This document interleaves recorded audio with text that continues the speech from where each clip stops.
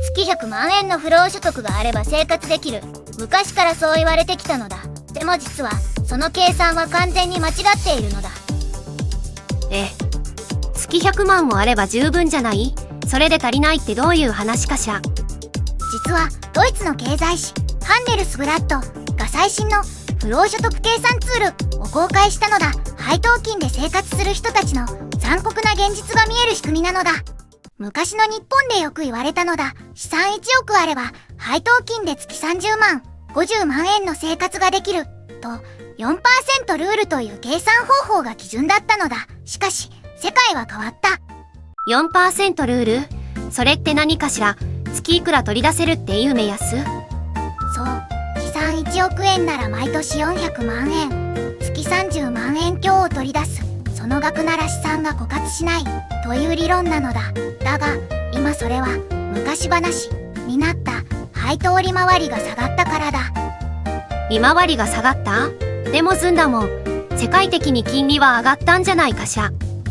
鋭い指摘なのだ。確かに中央銀行の政策金利は上がった。でも配当金は別なのだ。なぜなら株価が急騰して利回りが相対的に下がったのだ。例えば配当金が同じ100円でも株価が1000円から2000円に上がれば配当利回りは 5% から 2.5% に半減するのだ。ああ、株価が上がると相対的に利回りが下がるんだ。そしたら今配当利回りって実際いくらぐらいなの？今先進国の平均配当利回りは 3.5% 程度。2000年代は 5、6% あったのだ。つまり月100万円の配当金を得るには昔なら 1.67 億円あれば十分だったが今は3、5億円必要になったのだ。待ってよ、必要資金が倍近く増えたってこと？それってもう月100万円の不労所得なんて無理ってことじゃない？そこなのだ。ハンデルスブラッドのツールが示している最初の不都合な真実なのだ。月100万円の不労所得は資産5億円がないと難しいのだ。日本人の平均貯金が1500万円だということを考えるとほぼ不可能に近いのだ。でもね、絶望することはないのだ。だって月100万円にこだわっているだけで現実的な金額なら十分可能なのだ。例えば月25万円なら資産 1.5 億あればいい。これなら定年前に貯められる人も多いのだ。月25万円なら定年後の生活費の補助くらいにはなるわね。でもずんだもん、そもそも月いくら取り出せるか以前の問題があるんじゃない？税金とかさ。その通りなのだ。これは日本人が見落としやすい第二の地雷なのだ。ドイツでは配当金に約 26% の税金がかかる。日本でも同じだ。月25万円の配当なら実手取りは月19万円弱に下がるのだ。つまり資産 1.5 億必要というのは実は手取り19万円のためなのだ。額面の月25万が手取りだと月19万になっちゃうの？それってほぼ給料と変わらないレベルじゃない。月19万円で生活できる人どのくらいいるのかしら。ずんだもん、ちょっと待って。そしたらハンデルスブラッドのツール、そもそも何の役に立つのかしら。不労所得は無理って結論に見えるんだけど。いい質問なのだ。実はね、ツールの役割はあなたの状況に応じた個別シミュレーションなのだ。5つの投資戦略から選べるのだ。